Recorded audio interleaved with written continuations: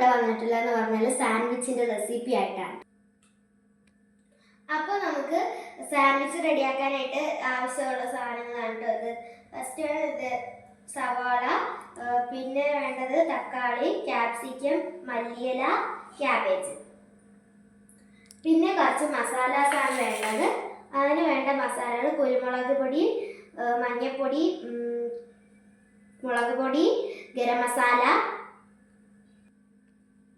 പിന്നെ ഇതിനായിട്ട് നമുക്ക് 2 ബ്രെഡാണ് ഞാനിവിടെ യൂസ് ചെയ്യുന്നത്. ആദ്യം നമുക്ക് ഒരു പാൻ ചൂടാക്കാൻ വെച്ചിട്ട് അതിലേക്ക് എണ്ണ ഒഴിച്ചു കൊടുക്കാം.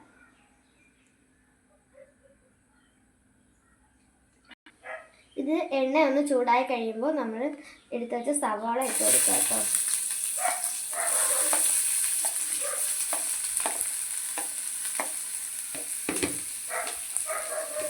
പിന്നെ അതുപോലെ തക്കാളി, ക്യാപ്സിക്കം, ക്യാബേജ്. മല്ലിയില ഇപ്പോൾ ഇടരുത് കേട്ടോ. ഇനി ഇതിലേക്ക് നമുക്ക് കുറച്ച് ഉപ്പിട്ട് കൊടുക്കാം കേട്ടോ. ഉപ്പിട്ടതിന് ശേഷം നന്നായിട്ട് മിക്സ് ചെയ്യാം. സവാളയും ഇട്ട സംഭവങ്ങളെല്ലാം ഒന്ന് വഴണ്ട് വന്നിട്ടുണ്ട്. ഇതിലേക്ക് നമുക്കിനി മസാലകൾ ഇട്ട് കൊടുക്കാം. നമ്മളിവിടെ കുരുമുളക് പൊടി, മഞ്ഞൾപ്പൊടി, ഗരം മസാല എല്ലാം ഇട്ട് കൊടുക്കുകയാണ് കേട്ടോ. മസാലാസൊക്കെ ഇട്ട് നന്നായിട്ട് മിക്സ് ചെയ്ത് കൊടുക്കുക.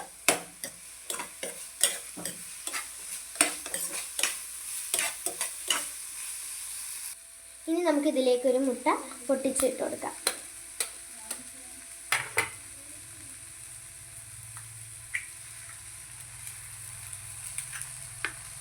അതിനുശേഷം നന്നായിട്ടൊന്ന് മിക്സ് ചെയ്യാം കേട്ടോ. മുട്ട ഒന്ന് പാകമായി വന്നിട്ടുണ്ട്. ഇതിലേക്ക് നമുക്കിനി മല്ലിയില ഇട്ട് കൊടുക്കാം. അതിനുശേഷം നന്നായിട്ടൊന്ന് മിക്സ് ചെയ്യാം. ഇത്രയുമാണ് നമ്മൾ മസാലാസിനായിട്ട് യൂസ് ചെയ്യുന്നത്. ഇനി സ്റ്റൗ ഓഫ് ചെയ്യാം. ഇനി നമ്മൾ നേരത്തെ എടുത്ത് വെച്ചിരുന്ന ബ്രെഡ് എടുത്തിട്ടുണ്ട്. അതിലേക്ക് നമ്മളിപ്പോൾ ഉണ്ടാക്കിയ ഈ ഒരു മസാല തൊട്ട് ഇട്ട് കൊടുക്കാം.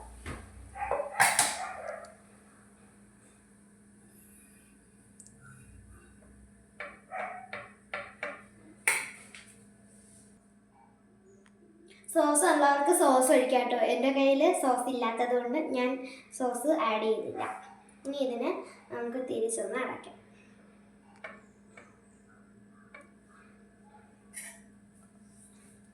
ഇപ്പോൾ നമ്മുടെ ബർഗർ സാൻഡ്വിച്ച് റെഡി ആയിട്ടുണ്ട്.